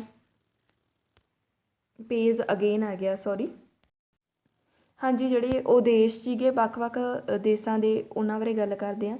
ਇਸ ਦੇ ਵਿੱਚ ਸ਼ਾਮਲ ਹੋਣ ਦੇ ਜੋ ਇਹਨਾਂ ਦਾ ਆਪਾਂ ਕਹ ਲਈਏ ਮੀਟਿੰਗ ਹੋਈ ਸੀ। ਅਮਰੀਕਾ ਦਾ ਵਪਾਰਿਕ ਹਿੱਤ ਬਾਜ਼ਾਰ ਸੀਗਾ ਉਸ ਸਮੇਂ ਚੀਨ, ਜੋ ਉਹਦੇ ਉੱਤੇ ਜਾਪਾਨ ਨੇ ਕਬਜ਼ਾ ਕਰਾਉਣਾ ਬ੍ਰਿਟੇਨ ਦਾ ਸੀ, ਸਮੁੰਦਰੀ ਸ਼ਕਤੀ ਦਾ ਵਿਸਥਾਰ ਕਰਨਾ ਤਾਂ ਜੋ ਜਿਹੜਾ ਮਹਾਸ਼ਕਤੀ ਆ ਉਹ ਬਣ ਸਕੇ, ਉਹਦੀ ਇੱਛਾ ਸੀਗੀ ਬ੍ਰਿਟੇਨ ਦੀ। ਫਰਾਂਸ ਸੀਗਾ, ਉਹਦੇ ਜਿਹੜੇ ਅਲਸੇਸ ਅਤੇ ਲੋਰੇਨ ਦੇ ਇਲਾਕੇ ਸੀ ਜਰਮਨੀ ਨੇ ਕਬਜ਼ਾ ਕਰ ਲਿਆ ਸੀ, ਜਿਸ ਦੇ ਬਦਲੇ ਵਿੱਚ ਉਹ ਜਰਮਨੀ ਦੇ ਰੂਰ ਅਤੇ ਸਾਰ ਸੀਗੇ, ਜਿਹੜੇ ਦੋ ਇਲਾਕੇ ਕੋਇਲਾ ਅਤੇ ਲੋਹਾ ਭੰਡਾਰ ਸੀਗੇ, ਇਹ ਦੋ ਜਰਮਨੀ ਦੇ ਖੇਤਰ ਜਿਨ੍ਹਾਂ 'ਤੇ ਉੱਪਰ ਉਹ ਅਧਿਕਾਰ ਕਾਇਮ ਕਰਨਾ ਚਾਹੁੰਦਾ ਸੀ। ਅਤੇ ਜਰਮਨੀ ਦੁਆਰਾ ਜਿਹੜੀਆਂ ਗੁਪਤ ਸੰਧੀਆਂ, ਮਿੱਤਰਤਾ ਤੋਂ ਦੂਰ ਰਹਿਣ ਦੀਆਂ ਸੰਧੀਆਂ ਸੀ ਜਿਹੜੀਆਂ, ਉਹਨਾਂ ਨੂੰ ਖ਼ਤਮ ਕਰਨਾ ਚਾਹੁੰਦੇ ਸੀ ਇਹ। ਇਟਲੀ ਸੀ ਜਿਹੜਾ ਤੁਰਕੀ ਦੇ ਸਥਾਨਾਂ 'ਤੇ ਕਬਜ਼ਾ ਕਰਨਾ ਚਾਹੁੰਦਾ ਸੀ, ਪਰ ਇਹ ਕੀ ਰਿਹਾ, ਸ਼ਾਂਤੀ ਰਿਹਾ ਵੀ ਮੇਰਾ ਉਦੇਸ਼ ਕੀ ਆ। ਰੂਸ ਸੰਮੇਲਨ ਤੋਂ ਬਾਹਰ ਚਲਿਆ ਗਿਆ, ਉਸਨੇ ਇਹਦੇ ਵਿੱਚ ਹਿੱਸਾ ਨਾ ਲਿਆ। ਅਤੇ ਇੰਗਲੈਂਡ ਅਤੇ ਫਰਾਂਸ ਜਿਹੜੇ ਸੀਗੇ ਦੋ ਹੁਣੇ ਸ਼ਾਮਲ ਹੋਏ ਸੀਗੇ, ਤਾਂ ਇਸ ਮੀਟਿੰਗ ਦੇ ਵਿੱਚ ਉਹਨਾਂ ਨੂੰ ਕੁਝ ਤਾਂ ਦੇਣਾ ਹੀ ਸੀ ਨਾ ਉਹਨਾਂ ਨੇ, ਤਾਂ ਉਹਨਾਂ ਨੇ ਇਹ ਇੰਗਲੈਂਡ ਨੂੰ ਇਰਾਕ ਅਤੇ ਫਿਲਸਤੀਨ ਦੇ ਇਲਾਕੇ ਮਿਲ ਗਏ। ਇਸ ਮੀਟਿੰਗ ਦੇ ਦੌਰਾਨ ਸੀਰੀਆ ਅਤੇ ਲੈਬਨਾਨ ਦੇ ਫਰਾਂਸ ਨੂੰ ਮਿਲ ਗਏ। ਇਹਨਾਂ ਨੂੰ ਵੀ ਤੁਸੀਂ ਨੋਟ ਕਰ ਲੈਣਾ ਪਲੀਜ਼। ਨਾ ਇਸ ਯੁੱਧ ਦੇ ਦੌਰਾਨ 14 ਸੂਤਰੀ ਮੰਗ ਆ ਜਿਹੜੀ ਪੇਸ਼ ਕੀਤੀ ਗਈ ਸੀ ਵਿਲਸਨ ਦੇ ਦੁਆਰਾ, ਵੁਡਰੋ ਵਿਲਸਨ ਦੇ ਦੁਆਰਾ। ਉਹ ਕੀ ਸੀਗੀਆਂ, ਉਹਦੇ ਵਿੱਚ ਜੀ ਗੁਪਤ ਸੰਧੀਆਂ ਸੀਗੀਆਂ ਜਿਹੜੀਆਂ, ਉਹਨਾਂ 'ਤੇ ਰੋਕ ਲਗਾਉਣ ਦੀ ਗੱਲ ਕੀਤੀ ਗਈ, ਉਹਨਾਂ ਨੂੰ ਸਮਾਪਤ ਕਰ ਦਿੱਤਾ ਗਿਆ। ਰਾਸ਼ਟਰ ਸੰਘ ਦਾ ਨਿਰਮਾਣ ਕੀਤਾ ਗਿਆ, ਇੱਕ ਰਾਸ਼ਟਰੀ ਸੰਸਥਾ ਦੀ ਹੋਂਦ ਆਪਾਂ ਕਹਿ ਲਈਏ। ਇਹਨਾਂ ਨੇ ਕਿਹਾ ਕਿ ਇੱਕ ਅਜਿਹੀ ਸੰਸਥਾ ਹੋਣੀ ਚਾਹੀਦੀ ਹੈ ਜਿਹੜੇ ਕਿ ਸਾਰੇ ਝਗੜਿਆਂ ਦਾ ਜਿਹੜੀ ਪਹਿਲਾਂ ਕਿਉਂਕਿ ਅਣਹੋਂਦ ਸੀ, ਜਿਸ ਦੇ ਕਾਰਨ ਰਾਸ਼ਟਰੀ ਸੰਘ ਦਾ ਨਿਰਮਾਣ ਹੋਇਆ। ਸਮੁੰਦਰਾਂ ਨੂੰ ਜਿਹੜਾ ਆਪਾਂ ਕਹਿ ਦਈਏ ਇਲਾਕੇ ਸੀ, ਸਮੁੰਦਰੀ ਇਲਾਕੇ, ਉਹਨਾਂ ਨੂੰ ਖੁੱਲ੍ਹੇ ਛੱਡਣ ਦੇ ਲਈ ਕਿਹਾ ਗਿਆ, ਕਿਉਂਕਿ ਵੱਖ-ਵੱਖ ਦੇਸ਼ਾਂ ਨੇ ਆਪਦੇ ਸਮੁੰਦਰ ਦੇ ਕੁਝ ਹਿੱਸਿਆਂ 'ਤੇ ਭਾਗਾਂ 'ਤੇ ਕਬਜ਼ਾ ਕਰ ਚੁੱਕੇ ਸੀਗੇ। ਅਤੇ ਜਿਹੜਾ ਚੀਨ ਆ ਉਹ ਅੱਜ ਵੀ ਸਮੁੰਦਰੀ ਜਿਹੜੀ ਆਪਾਂ ਕਹਿ ਦਈਏ ਅਧਿਕਾਰ ਨੂੰ ਵਧਾ ਰਿਹਾ, ਅਤੇ ਅਮੈਰੀਕਾ ਉਸ ਨੂੰ ਵਾਰ-ਵਾਰ ਰੋਕ ਵੀ ਰਿਹਾ ਕਿ ਵੀ ਜਿਹੜਾ ਕੋਈ ਵੀ ਕੰਟਰੀ ਆ ਉਹ ਸਮੁੰਦਰ ਦੇ ਕਿਸੇ ਵੀ ਭਾਗ ਦੇ ਉੱਪਰ ਕਬਜ਼ਾ ਨਹੀਂ ਕਰ ਸਕਦੀ। ਅਤੇ ਜਿਸ ਦੇ ਕਾਰਨ ਜਿਹੜੇ ਇਹਨਾਂ ਦੇ ਵਿੱਚ ਅਣਬਣ ਵੀ ਰਹਿੰਦੀ ਹੈਗੀ, ਅਤੇ ਸਮੁੰਦਰਾਂ ਨੂੰ ਖੁੱਲ੍ਹਾ ਛੱਡਿਆ ਗਿਆ ਅਤੇ ਇਸ ਦੇ ਉੱਪਰ ਕਿਸੇ ਵੀ ਕੰਟਰੀ ਦਾ ਕੋਈ ਅਧਿਕਾਰ ਨਹੀਂ ਹੈਗਾ। ਆਰਥਿਕ ਪ੍ਰਤੀਬੰਧਾਂ ਦੀ ਜਿਹੜੀ ਸਮਾਪਤੀ ਸੀ ਉਹ ਵੀ ਕਰ ਦਿੱਤੀ ਗਈ ਸੀ ਕਿ ਕੋਈ ਵੀ ਕੰਟਰੀ ਦੇ ਉੱਤੇ ਜਦੋਂ ਪਹਿਲਾਂ ਸੀ ਆਰਥਿਕ ਰੋਕ ਲਗਾ ਦਿੰਦੇ ਸੀ, ਤਾਂ ਉਹ ਵੀ ਕਿ ਵੀ ਵਾਧੂ ਜਿਹੜੇ ਹਥਿਆਰ ਨਹੀਂ ਬਣਾਉਣੇ, ਅਤੇ ਇਹਨਾਂ ਨੇ ਲਿਸਟ ਦਿੱਤੀ ਆ ਕਿ ਕਿਹੜੀ ਕੰਟਰੀ, ਜਿਹੜੀਆਂ ਕੰਟਰੀਜ਼ ਨੇ ਕਿਹੜੇ ਹਥਿਆਰ ਆ ਜਿਹੜੇ ਬਣਾ ਸਕਦੀਆਂ ਨੇ। ਉਪਨਿਵੇਸ਼ਾਂ ਅਤੇ ਦੁਰਵਿਵਹਾਰ 'ਤੇ ਰੋਕ ਲਗਾ ਦਿੱਤੀ, ਕਿਉਂਕਿ ਜਿਹੜੀਆਂ ਕੰਟਰੀਜ਼ ਸੀ ਉਪਨਿਵੇਸ਼ ਕੰਟਰੀਜ਼ ਸੀਗੀਆਂ, ਉਹਨਾਂ ਦੇ ਉੱਤੇ ਜਦੋਂ ਅਧਿਕਾਰ ਕਰਦੇ ਸੀ ਤਾਂ ਉਹਨਾਂ ਉੱਤੇ ਬਹੁਤ ਜ਼ਿਆਦਾ ਬੁਰਾ ਪ੍ਰਭਾਵ ਪੈਂਦਾ ਸੀ। ਲੋਕਾਂ ਦੇ ਦੁਰਵਿਵਹਾਰ ਜਾਂ ਆਪਾਂ ਅਤਿਆਚਾਰ ਕਰਦੇ ਸੀ, ਉਹਦੇ ਉੱਪਰ ਵੀ ਇਹਨਾਂ ਨੇ ਰੋਕ ਲਗਾਈ। ਫਰਾਂਸ 'ਚ ਅਲਸਾਸ ਲੋਰੇਨ, ਫਰਾਂਸ ਦਾ ਜਿਹੜਾ ਅਧਿਕਾਰ ਮੰਨ ਲਿਆ ਅਲਸੇਸ ਅਤੇ ਲੋਰੇਨ ਦੇ ਉੱਪਰ। ਇਟਲੀ ਦੀ ਜਿਹੜੀ ਸੀਮਾ ਸੀ ਉਹ ਵੀ ਨਿਰਧਾਰਿਤ ਕਰਤੀ। ਆਸਟਰੀਆ ਹੰਗਰੀ ਉਹਨੂੰ ਸੁਤੰਤਰਤਾ ਮਿਲ ਗਈ। ਨਵਾਂ ਰਾਜਾਂ ਦੀ ਸਥਾਪਨਾ ਹੋਈ, ਜਿਵੇਂ ਚੈਕਸਲੋਵਾਲੀਆ, ਠੀਕ ਹੈ, ਚੈਕਸਲੋਵਾਲੀਆ ਅਤੇ ਪੋਲੈਂਡ, ਇਹਨਾਂ ਰਾਜਾਂ ਦੀ ਨਵੀਂ ਜਿਹੜੇ ਰਾਜਾਂ ਦੀ ਸਥਾਪਨਾ ਕੀਤੀ ਗਈ। ਇਸ ਤੋਂ ਇਲਾਵਾ ਰੂਸ ਆ ਜਿਹੜਾ, ਉਸ ਨੂੰ ਰੂਸ ਭੂਮੀ ਤੋਂ ਸੈਨਾ ਹਟਾਉਣ, ਰੂਸੀਅਨ ਕਿਹਾ ਗਿਆ ਕਿ ਉਹਦੀ ਜਿਹੜੀ ਸੈਨਾ ਉਹ ਵੀ ਹਟਾ ਲਵੇ। ਜਿਹੜੀ ਜਿਹੜੀ ਸੈਨਾ ਲਗਾਈ ਸੀ ਰੂਸ ਦੀ ਭੂਮੀ ਤੋਂ ਹਟਾਉਣ ਦੇ ਲਈ ਕਿਹਾ ਗਿਆ। ਜਹਾਜ਼ਾਂ 'ਤੇ ਆਉਣ ਜਾਣ ਦਾ ਰਸਤਾ ਖੋਲ੍ਹ ਦਿੱਤਾ ਗਿਆ, ਵੱਖ-ਵੱਖ ਦੇਸ਼ਾਂ ਦੇ ਵਿੱਚ ਆਉਣੀ ਜਾਣੀ ਸ਼ੁਰੂ ਕਰ ਦਿੱਤੀ। ਬੈਲਜੀਅਮ ਦੀ ਜਿਹੜੀ ਸੀਮਾ ਸੀ ਉਹ ਨਿਰਧਾਰਿਤ ਕਰ ਦਿੱਤੀ। ਅਤੇ 14ਵਾਂ ਸੀ ਜੀ ਆਸਟਰੀਆ ਤੋਂ ਹੰਗਰੀ ਨੂੰ ਵੱਖ ਕਰਕੇ ਇੱਕ ਵੱਖਰੇ ਦੇਸ਼ ਦੀ ਸਥਾਪਨਾ ਕਰ ਦਿੱਤੀ। ਇਸ ਤੋਂ ਇਲਾਵਾ ਉਸ ਸਮੇਂ ਇਸ ਦਾ ਪ੍ਰਭਾਵ ਇਹ ਪਿਆ ਕਿ ਕੁਝ ਨਿਰਣਾਇਕ ਸੰਧੀਆਂ ਹੋਈਆਂ, 5 ਸੰਧੀਆਂ, ਜਿਹੜੀ ਕਿ ਸੇਂਟ ਜਰਮਨ ਸੰਧੀ ਆ ਉਹ ਆਸਟਰੀਆ ਦੇ ਨਾਲ ਹੋਈ, ਤ੍ਰਿਯੋਲੋ ਹੰਗਰੀ ਦੇ ਨਾਲ, ਨਿਊਰੀ ਬਲਗਾਰੀਆ ਨਾਲ, ਵਰਸਾਏ ਦੀ ਸੰਧੀ ਜੋ ਕਿ ਬਹੁਤ ਹੀ ਇੰਪੋਰਟੈਂਟ ਆ ਜਰਮਨੀ ਨਾਲ, ਜਿਹਦੇ ਵਿੱਚ ਜਰਮਨੀ ਤੋਂ ਬਹੁਤ ਸਾਰੀਆਂ ਰੋਕਾਂ ਲਗਾਈਆਂ ਗਈਆਂ, ਅਤੇ ਸੀਬਰਸ ਦੀ ਤੁਰਕੀ ਨਾਲ ਸੰਧੀ ਹੋਈ। ਇਸ ਦੇ ਨਾਲ ਹੀ ਜਿਹੜਾ ਆਪਣਾ ਪਹਿਲਾ ਮਹਾਯੁੱਧ ਦਾ ਕਨਸੈਪਟ ਆ ਉਹ ਅੱਜ ਇੱਥੇ ਹੀ ਆਪਾਂ ਸਮਾਪਤ ਕਰਦੇ ਹਾਂ। ਆਸ ਹੈ ਕਿ ਤੁਹਾਨੂੰ ਹਰ ਇੱਕ ਗੱਲ ਆ ਜਿਹੜੀ ਕਲੀਅਰ ਹੋ ਚੁੱਕੀ ਹੋਵੇਗੀ। ਇਹ ਯੁੱਧ ਕਿਉਂ ਹੋਇਆ, ਕਿਹਨਾਂ ਕਾਰਨਾਂ ਕਰਕੇ ਹੋਇਆ, ਅਤੇ ਅਮਰੀਕਾ ਨੇ ਕਿਵੇਂ ਇਸ ਯੁੱਧ ਦੇ ਵਿੱਚ ਹਿੱਸਾ ਲਿਆ। ਜੇਕਰ ਤੁਹਾਨੂੰ ਵੀਡੀਓਜ਼ ਵਧੀਆ ਲੱਗਦੀਆਂ ਤਾਂ ਪਲੀਜ਼ ਫਰੈਂਡਸ ਦੇ ਨਾਲ ਜ਼ਰੂਰ ਚੈਨਲ ਨੂੰ ਸ਼ੇਅਰ ਕਰਿਆ ਕਰੋ, ਅਤੇ ਚੈਨਲ ਨੂੰ ਸਬਸਕ੍ਰਾਈਬ ਜ਼ਰੂਰ ਕਰਾਓ। ਮਿਲਦੇ ਨੈਕਸਟ ਵੀਡੀਓ ਵਿੱਚ। ਧੰਨਵਾਦ।